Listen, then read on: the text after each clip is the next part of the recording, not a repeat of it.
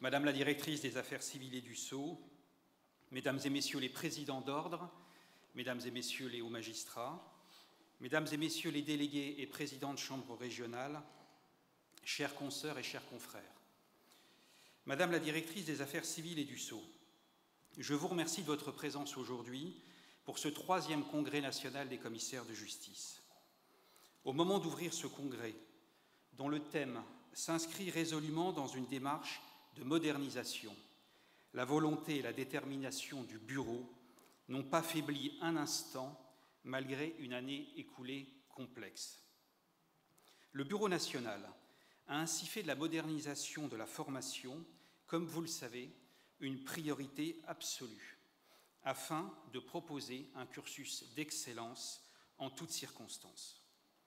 D'une part, la création de l'EFSCO a permis de redonner à la formation de nos collaborateurs l'assise académique solide qui lui manquait.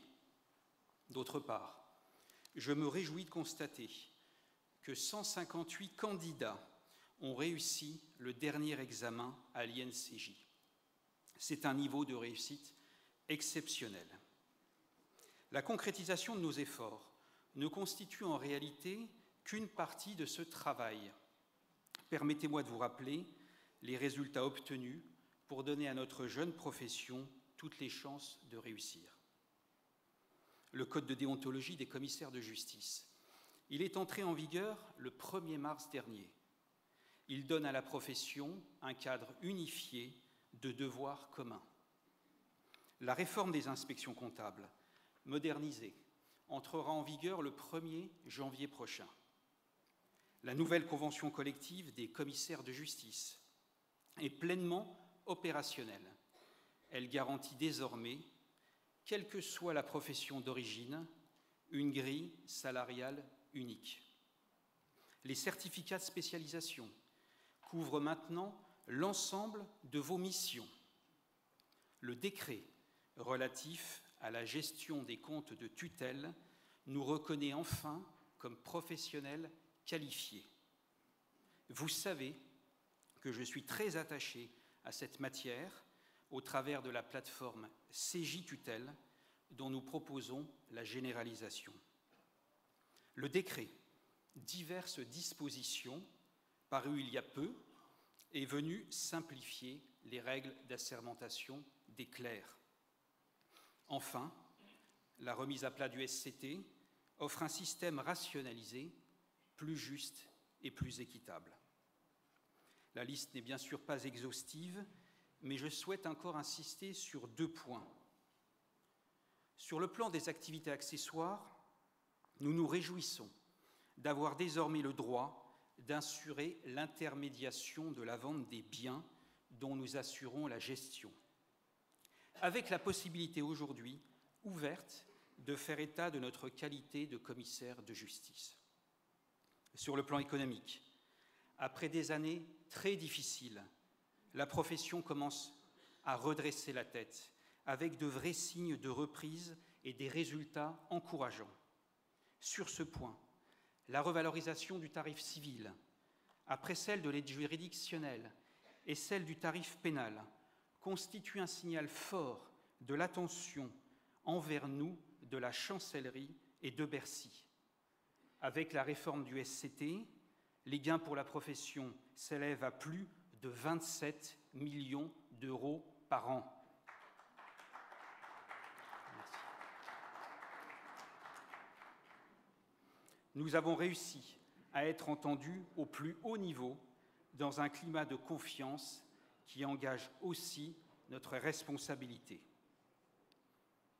Madame la directrice, au nom de cette Assemblée, je tiens à vous remercier et à travers vous l'ensemble des services placés sous votre autorité avec lesquels nous travaillons chaque jour. Je salue ici le souci constant de la DACS de faire progresser les commissaires de justice au nom de l'intérêt général. Pour autant, beaucoup reste à faire. Le travail engagé depuis le 1er juillet pour faire du commissaire de justice une profession du droit consolidée n'est pas achevé. De nombreux chantiers reste à mener à terme. Cela suppose bien sûr de parfaire notre modèle économique, au travers de la remontée des données, bien sûr, au travers également de notre nouveau plan comptable qui devra permettre de mieux refléter la diversité de la profession. Cela suppose ensuite de mener à terme l'important chantier de la réforme de la saisie des rémunérations. Nous savons à quel point cette réforme a été longue à inscrire dans la loi. Nous avons conscience des défis et de nos responsabilités pour faire de cette réforme un succès sur le long terme, pour le justiciable comme pour l'État. Je n'oublie pas non plus que la synergie entre professionnels d'horizons divers n'a pas encore atteint sa pleine efficacité géographique et économique. Le Bureau a d'ailleurs la volonté d'ouvrir une discussion sur la périodicité des révisions du tarif et de la carte. 2 ans sont un délai bien trop court pour offrir une stabilité économique à nos offices, après plusieurs années de récession. Nous avons besoin de souffler, Madame la Directrice. C'est le message que nous porterons auprès de l'autorité de la concurrence. D'autres chantiers nous semblent encore essentiels à faire aboutir pour asseoir la stature du commissaire de justice. Celui du recouvrement simplifié des créances commerciales que nous portons avec nos amis greffiers de commerce et juges consulaires dans l'intérêt des entreprises et de notre économie. Celui de la facture électronique, généralisée en 2027, pour laquelle notre profession veut s'impliquer dans la prévention des impayés. Celui de l'intelligence artificielle, évidemment, avec des propositions structurantes à développer en matière de personnalisation. Celui des audiences pénales, pour lequel une nouvelle convention avec la direction des affaires criminelles et des grâces est envisagée. Sur tous ces sujets et bien d'autres, soyez assurés que le Bureau est déterminé à avancer en gardant l'esprit d'intérêt des justiciables et des entreprises.